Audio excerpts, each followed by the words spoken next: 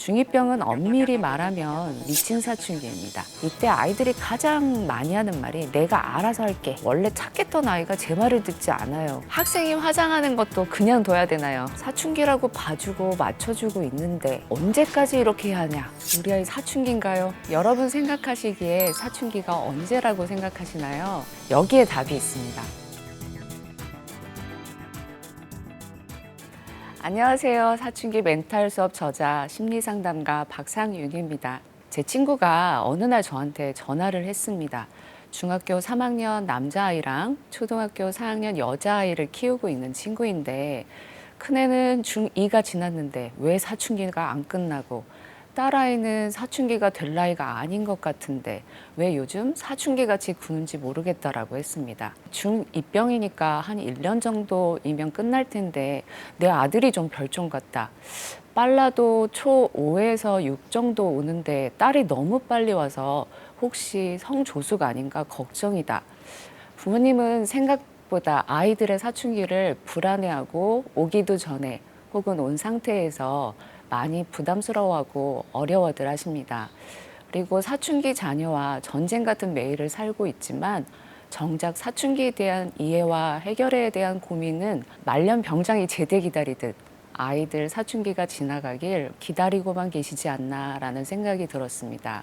그럼 먼저 부모님들이 아셔야 하는 것은 사춘기가 어떤 것이냐라는 것인데 여기에 잘못된 정보나 선입견이 많아서 부모님들이 더 불안해진다는 생각이 듭니다.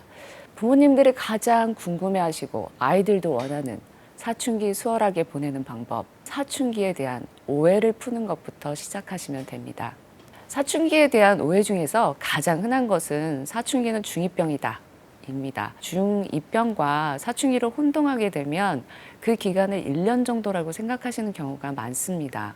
중2병은 엄밀히 말하면 미친 사춘기입니다. 사춘기 기간 중에서 가장 피크가 되는 때를 빗대어 말하는 말입니다. 사춘기는 아동이 청소년으로 변화하는 성장 과정으로 평균 3, 4년이라는 꽤 긴 기간입니다. 부모님들이 사춘기를 초등학교 고학년부터라고 생각을 하시더라도 한 1년만 참으면 되겠지라고 생각을 하시고 이 시기를 놓치시거나 얘는 왜 사춘기가 갔다가 다시 오나요? 답답해 하시기도 하시는데 아동이 청소년이 되는 어려운 과정이 그렇게 빨리 끝나지는 않습니다. 사춘기는 내 아이의 마음과 머리와 몸이 자라는 생후 3개월의 버금가는 급성장기이면서 애착기이기도 합니다. 개인의 발달 차이, 남녀의 성별 차이에 따라서 사춘기의 시작점과 그 기간에는 차이가 납니다.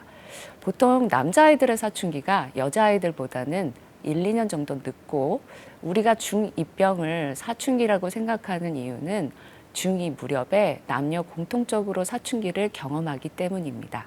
두 번째 오해는 사춘기 아이들이 반항적으로 변한다입니다. 상담에서 엄마가 사춘기 때문에 아이가 반항적이고 힘들다 하시는 부모님들이 많습니다.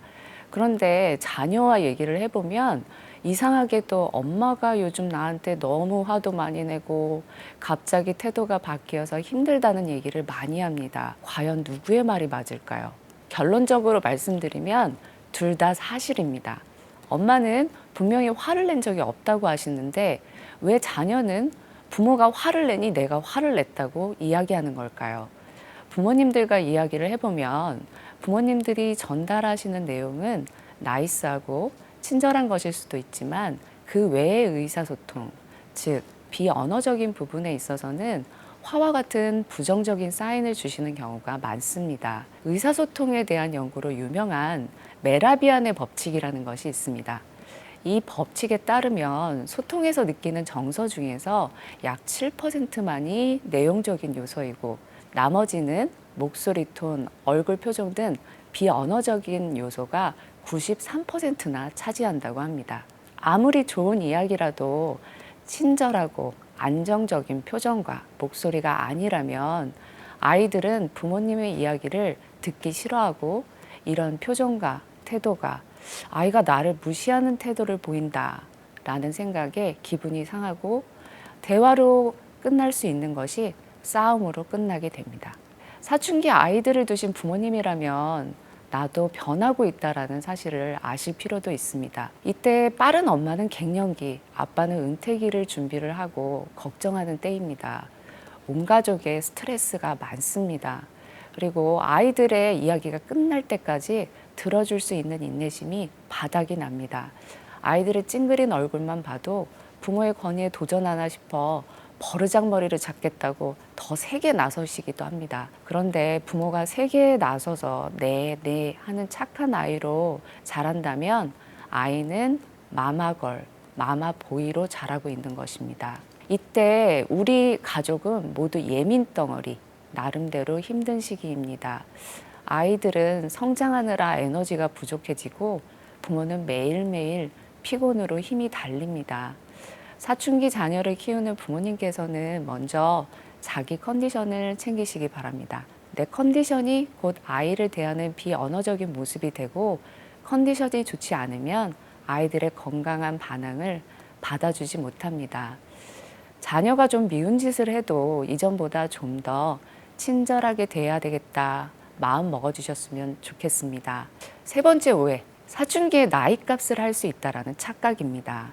상담을 하다 보면 또 많이 듣게 되는 사례가 어린 동생만도 못하고 게을러져서 어떻게 해야 될지 모르겠습니다 라는 고민이 참 많습니다.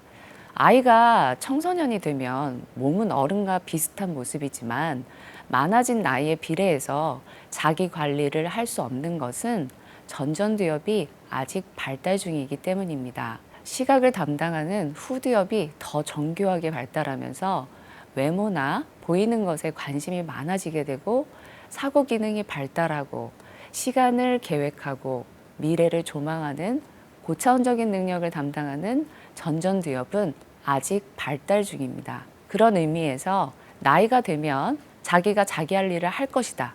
혹은 자기 주도학습이 될 것이다.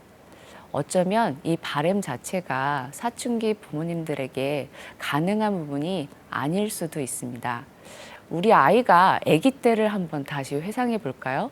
아이가 걸음마를 처음 시작했을 때 아이 입장에서는 얼마나 버겁고 힘들었을까요? 하지만 걸음마 하면 좋아하고 환해지는 부모의 미소, 주변의 박수와 격려, 이런 것들이 아이가 힘들어도 다시 일어나 보고 마침내는 걷게 되는 원동력이 됩니다. 그리고 최초의 자존감은 여기에서 형성됩니다. 사춘기는 아이가 마음이 혼란스럽고 머리로는 자꾸 스스로를 비난합니다. 여기에 부모님까지 내 편이 되어주시지 않는다면 자녀는 다시 일어난 힘을 충전하지 못할 수도 있습니다. 사춘기를 격려하는 마음으로 함께 해주셨으면 합니다. 앞서서 사춘기에 대한 오해를 많이 이야기했습니다. 사춘기 변화의 모습은 흔하게 게으르고 공부에 의지가 없어 보이기도 합니다. 부모님들은 공부에 신경 써야 하는데 그나마 대학은 가야 할 텐데 사춘기라고 봐주고 맞춰주고 있는데 언제까지 이렇게 해야 하냐라고 말씀하시는 분들도 많습니다. 일단 사춘기의 귀차니즘과 힘듦은 의지로 해결하기 어렵습니다. 아이들을 이해해 주시고 기다려 주셔야 하고 신체가 힘든 것이라면 영양제를 챙겨주고 일어나기 힘들어하면 깨워도 주고 실제적으로 도움을 주셔야 합니다. 원활한 대화를 위해서는 아이의 성향을 파악하는 것이 중요합니다. 사람마다 말을 해석하고 문제를 해결하는 방법은 다양합니다. 자녀가 감정적이라면 특히 감정을 상하는 피드백이나 훈육은 피하셔야 합니다. 그럼 훈육을 하지 말라는 말인가요? 사춘기의 훈육은 일명, 팩폭, 현타보다는 과거를 소환하지 않고 현재의 잘못된 부분만 사진기로 그 장면을 찍는다 생각하시고 잘못하고 있는 부분만 단호하고 짧게 이야기하는 것이 중요합니다. 그리고 부모님이 원하시는 것을 아이가 하면 좋을 것을 분명하고 구체적으로 제안하시면 됩니다. 흔한 훈육 대화를 한번 예시를 들어보겠습니다. 너 왜 이렇게 게으르니? 이래서 인서울 가겠니? 부모 말 안 듣고 어디 어떻게 되나 보자. 너는 게으른 아이다. 이런 메시지가 자녀에게 들어가면 자녀는 자신을 게으르다고 먼저 생각하게 되고 어떤 것에도 적극적이고 부지런한 모습을 보이지 않게 됩니다. 왜냐하면 나는 원래 게으른 사람이니까요. 인서울 가겠니? 이 이야기는 아이들과 이야기를 해보면 부모님이 자신에 대해서 실망하고 믿지 못하겠다는 말로 들린다고 합니다. 그런 이야기를 처음 들으면 그래, 내가 인서울 아니 스카이 가는 걸 보여줄 거야. 반짝은 오기로 공부를 열심히 하기도 하지만 성적이 떨어지고 힘들어지면 인서울도 못하는데 하면서 공부를 빨리 포기하게 됩니다. 그래, 어디 어떻게 되나 보자. 이것은 비아냥에 가깝고 애착을 많이 손상시킵니다. 부모님이 얼마나 화가 나셨으면 그렇게 이야기하셨겠습니까? 이해합니다. 사춘기 아이들도 만만치는 않으니까요. 하지만 자녀라고 부모 이야기를 항상 들어야 하는 것은 아닙니다. 이것은 부모가 자녀를 통제하고 싶어하는 욕구가 화가 되어서 상처 주는 말로 변한 것입니다. 이래서 인서울 가겠니? 라는 말이 아니라 정말 하고 싶었던 말은 무엇이었을까요? 공부를 했으면 좋겠다 라는 말이 아니었을까요? 어디 어떻게 되나 보자 보다는 공부를 좀 수월하게 하는 방법은 없을까? 뭘 좀 도와줄 수 있을까? 같은 긍정적인 표현과 함께 있어주고 도와주겠다는 메시지를 전하는 것이 좋습니다. 저희 아들은 방에서 쉰내가 나. 방에다가 뭐 숨겨놨냐. 방에만 틀어박히려고 하는 이런 사춘기 아들, 딸, 이거 어떻게 해결해? 사실 사춘기의 남녀 차이가 있기도 하는데 꼭 남자라고 해서 방에 들어가는 건 아니고 여자라고 해서 밖으로 나가는 건 아닙니다. 이거는 성격의 차이. 아이들의 성향과 성격을 파악을 해야지 그 사춘기에 대한 정확한 부모로서의 대응이 가능한데 아들의 경우에는 약간 더 내성적이고 에너지를 안으로 채워 넣어야 하고 본인의 공간이 확실해야 하는 아이로 생각이 됩니다. 이럴 때는 아이의 공간을 존중해 주는 게 가장 중요합니다.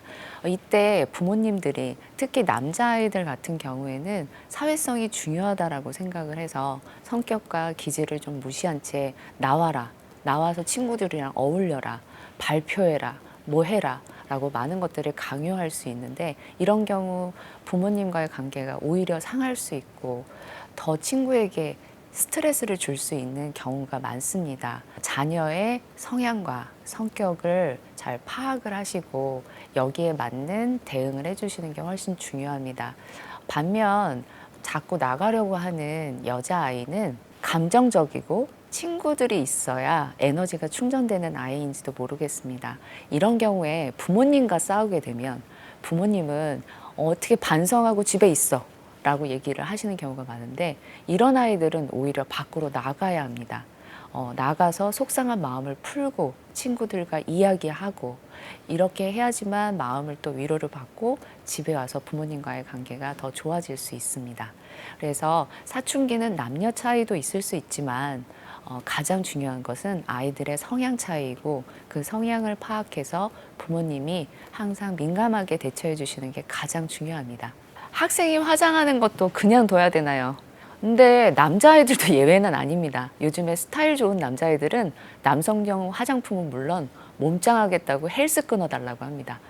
세팅하는데 여자아이들보다 더 많은 시간을 쓰기도 합니다. 보기에 안 좋고 혹시 위험한 친구와 어울리는 게 아닌가 걱정돼서 상담을 오시는 분들도 많습니다. 아동기에는 생각보다 아이들이 사람들의 얼굴을 잘 구별하지 못하는데 인간은 사춘기에 들어서야지 비로소 사람들의 얼굴을 정확하게 구별하고 해석하는 능력이 발달합니다.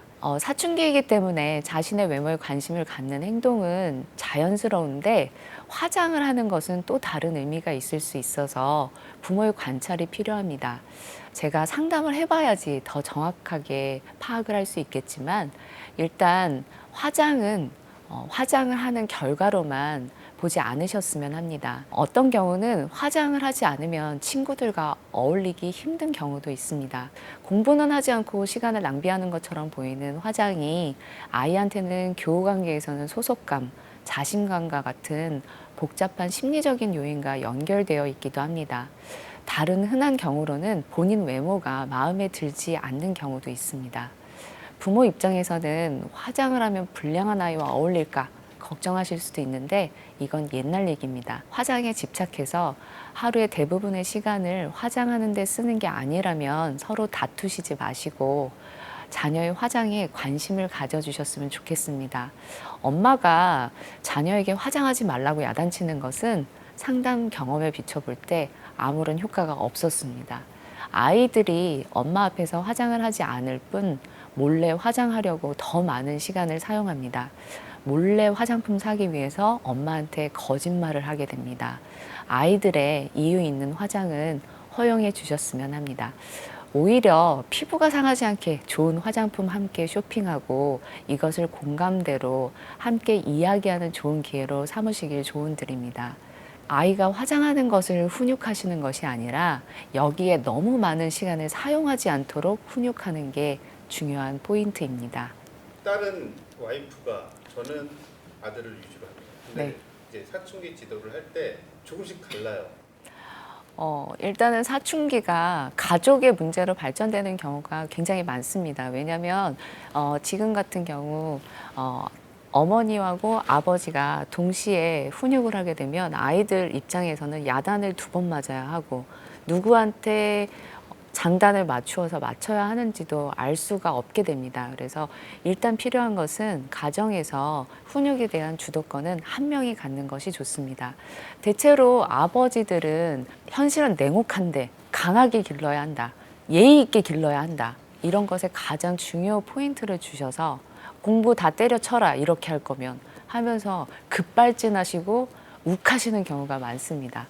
아버지들 같은 경우에는 깜빡이를 켜고 들어와 주셨으면 좋겠습니다.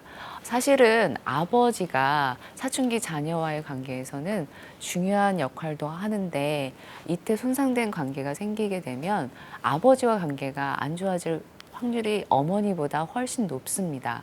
왜냐하면 아이들은 엄마한테 항상 야단 맞고 화해하고 이런 과정을 굉장히 많이 거쳐왔고 엄마의 화 다음에 위로를 받고 이런 것들의 면역성이 확실히 되어 있는데 어려서 항상 친절했고 놀아주고 너무 잘해주었던 아빠가 어느 날 갑자기 화를 내면서 급발진을 하게 되면 아이들에 있어서는 굉장히 충격이 큽니다.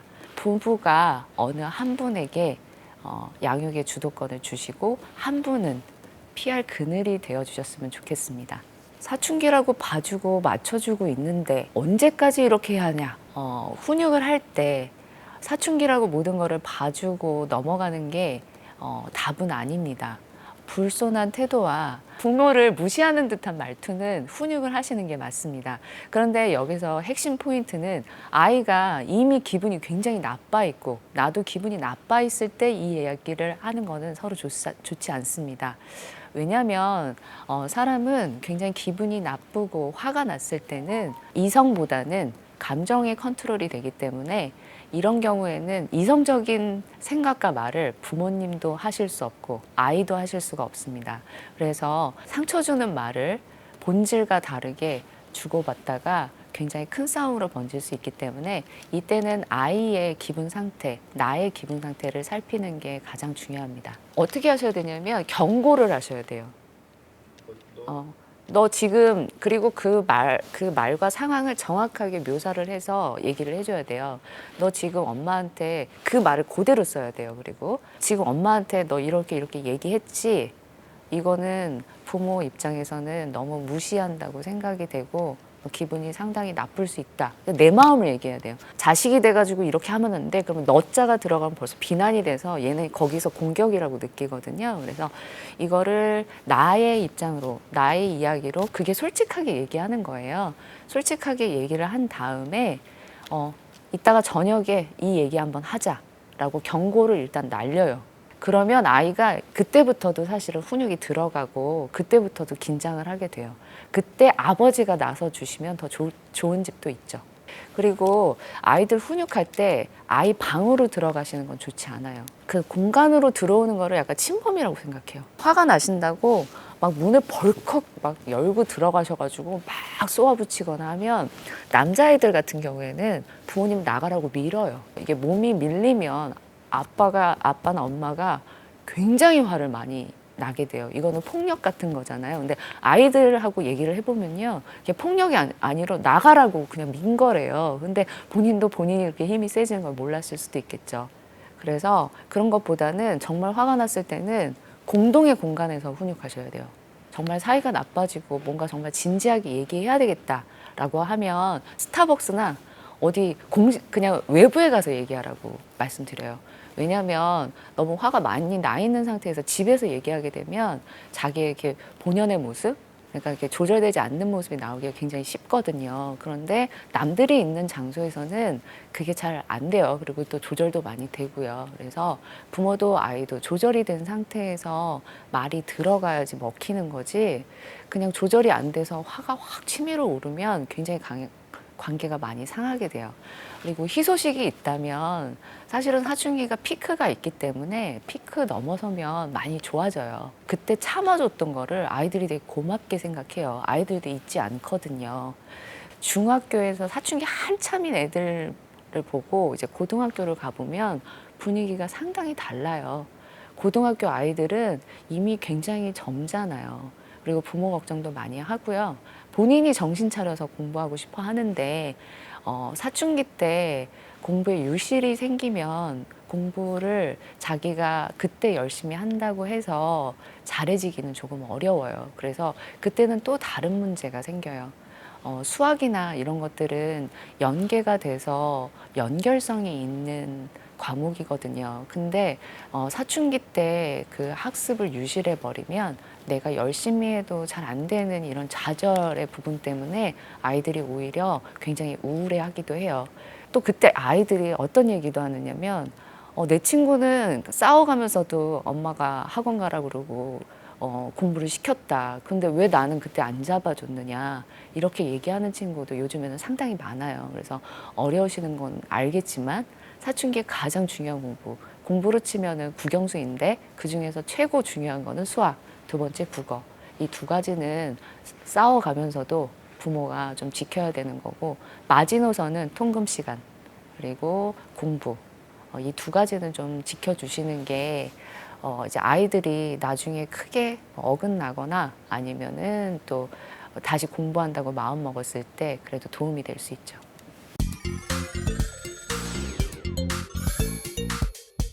사춘기가 되면 아이들은 공부를 하기 싫어합니다. 이유는 공부를 왜 해야 하는지 생각하기 때문입니다. 예전에는 친구들이 하니까, 공부하는 모습을 엄마가 좋아하니까 그냥 따라하는 공부였다면 사춘기에는 왜 공부해야지? 돈만 벌면 되는 거 아니야? 라는 질문이 공부가 하기 싫을 때마다 자녀의 마음을 혼란스럽게 합니다. 부모님들은 가끔 너 공부하기 싫으면 안 해도 돼. 너 하고 싶은 거 해. 내가 도와줄게. 얼핏 들으면 이 이야기가 아이들에게 힘이 되고 스트레스도 줄어들게 만들 거라고 생각하시지만 아이들의 공부를 더 안 하게 되는 원인이 됩니다. 그리고 사춘기 친구들이 하는 말은 공부가 조금 재미있으면 공부를 할 만하겠다라는 겁니다. 그러면 제가 이야기합니다. 공부는 원래 재미가 대체로 없는데 어쩌다가 재미있는데 어떡하지? 하면 아이들이 굉장히 당황합니다. 공부는 학생이라서, 그리고 내가 보다 나은 사람이 되려고 배우고 익히고 나를 발전시키기 위해서 하는 것이지, 실용성만을 가지고 공부를 평가한다면 내가 하고 싶은 공부가 없어지고 매번 흔들리게 됩니다. 공부하는 이유는 어찌 보면 심플합니다. 공부를 하는 이유는 자녀가 학생이기 때문입니다. 아이들도 학생이라는 직업이 있고 어찌 보면 책임입니다. 공부는 돈을 벌기 위해서 하는 것이 아니라 온전히 기능하는 인간으로 성장하기 위한 과정이고, 때로는 하기 싫은 걸 참으면서 해내는 사회 구성원으로서의 나의 책임을 배우는 것입니다. 사춘기 공부를 관리하기 위한 팁은 아이에게 공부를 왜 해야 되는지 진지하게 생각해보고 이야기하는 시간을 가지셨으면 좋겠습니다. 공부하는 이유와 생각이 정리되면 공부 잡념이 많이 줄어들 수 있습니다. 이때 도움이 되는 활동이 진로나 흥미를 찾는 것입니다. 간혹 진로나 흥미가 없어서 공부가 안 되는 것으로 생각하실 수 있는데 이것은 핑계에 불과합니다. 지금 당장 진로와 흥미가 발견되지 못해도 괜찮습니다. 진로는 고정된 것이 아닙니다. 미래에는 한 사람이 많은 직업을 가질 수도 있기 때문입니다. 두 번째는 공부를 관리하는 공식적인 코치 혹은 멘토의 역할을 자녀와 상의해서 부여받으시기 바랍니다. 자녀와 부모가 어떤 것을 도와야 하는지 서로 상의하고 도와주시기 바랍니다. 그 분야에 최고의 실력을 가진 국가대표 선수들도 생활을 관리받는 코치가 있습니다. 무엇인가 노력을 해야 하는 일들, 경쟁에 있는 것들엔 고통이 따르고 슬럼프도 있기 때문에 누군가 함께하고 도와주는 것이 필요하기 때문입니다. 이제 성인으로 발전하고 있는 자녀들도 마찬가지입니다. 부모님은 코치 같은 역할로 자녀를 관찰하고 도움을 요청할 때 적극적으로 나서주시고 힘이 들면 격려하고 때로는 훈육도 할 수 있어야 합니다. 사춘기에는 실패와 게임 중독과 같은 위험을 부모님이 꼭 함께 관리해 주시기 바랍니다. 사춘기쯤에 처음으로 시험을 보게 되고 교우 관계도 어렵고 아이들은 자존감이 많이 낮아집니다. 노력해도 오르지 않는 성적과 원하는 아이와 친해지지 못하는 것들은 아이들의 입장에서는 모두 실패일 수 있습니다. 부모님 입장에서는 신경 쓰지 말라는 이야기 하실 수 있는데 이거는 힘든 감정을 표현하지 말고 억압하라는 말과 같습니다. 힘들 때는 표현할 수 있게 부모님은 들어주시고 위로해 주시는 것이 필요합니다. 대신 해결해 주시라는 이야기는 아닙니다. 게임 등은 중독의 속성이 있는데 내가 알아서 할게 라는 자녀의 말에 기회를 주셔서 조절할 수 있게 알아보시고 아니라면 조절을 도와주셔야 합니다. 이미 중독적인 성향이 있다면 아이와 다투고 힘든 상황이 되더라도 부모님은 아이가 중독에서 빠져나올 수 있도록 혹은 중독에 빠지지 않도록 적극적으로 개입을 하시고 이때 관계가 손상되지 않게 노력해야 합니다. 이미 관계가 손상되었다면 전문 기관이나 상담센터의 도움을 받으시면서 진행하는 것이 좋습니다. 공부를 힘들게 하는 문제 중에서 의외로 사춘기 잠의 문제가 많습니다. 사춘기 아이들은 늦게 자고 아침에 일어나지 못하는 모습을 보입니다. 다음은 사춘기 잠의 원인을 잘 아시면 되는데 사실 이 부분을 잘 모르시는 부모님도 상당히 많습니다. 쉽게 말해서 사춘기 아이들의 뇌는 리모델링 공사 중이라고 이해하시면 편합니다. 백화점에서 리모델링 공사를 한다고 한번 생각해 보시면 영업시간이 아닌 때 휴점 상태에서 공사를 진행해야 합니다. 아이들 뇌도 같습니다. 아이들의 뇌는 활발히 활동하는 일과 시간이 아닌 잠자는 휴식 시간에 이루어지기 때문에 잠이 꼭 필요하고 이 시기에 잠은 늘어납니다. 성장하면서 잠의 패턴이 아동의 수면에서 성인의 수면 패턴으로 바뀌면서 나타나는 현상입니다. 청소년이 되면 수면에 영향을 주는 호르몬인 멜라토닌의 분비 시간이 늦춰져서 아침에 일어나기 힘들어집니다. 멜라토닌 분비 시간이 지연이 되면 빛에 대한 민감성이 줄어들게 되고 날이 밝으면 저절로 깨어지는 기능이 아동기에 비해서 떨어지게 됩니다. 아동기와 비교해서 생활이 무너지고 퇴보된 것이 아닌지 걱정하실 수 있지만 이 역시 사춘기의 변화입니다. 아이들이 나태해졌다 오해하지 마시고 한심한 눈으로 야단치지 마시고 수면 관리하는 것을 도와주셨으면 좋겠습니다.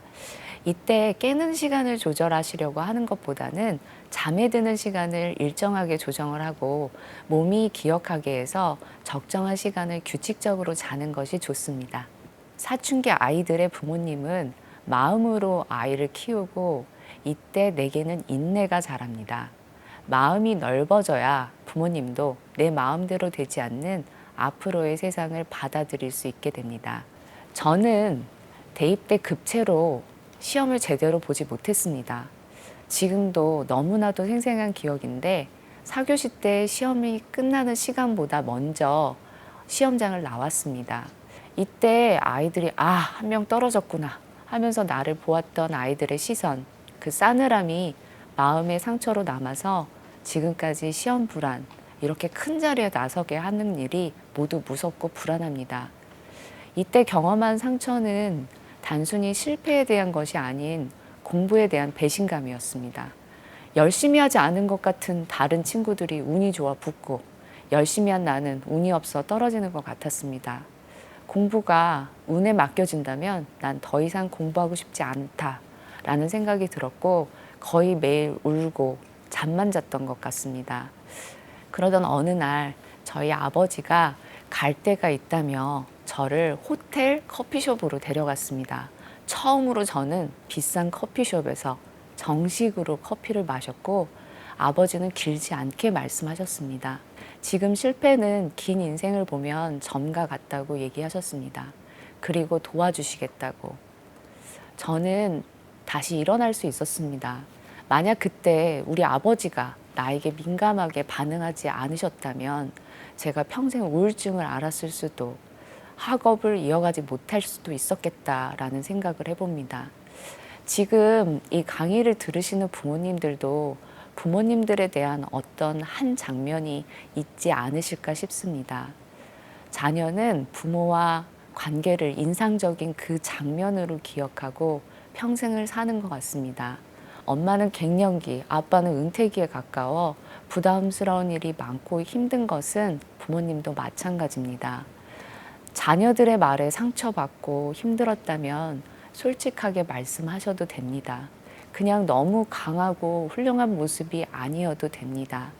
사람 대 사람으로 사춘기 자녀와 만나시기 바랍니다.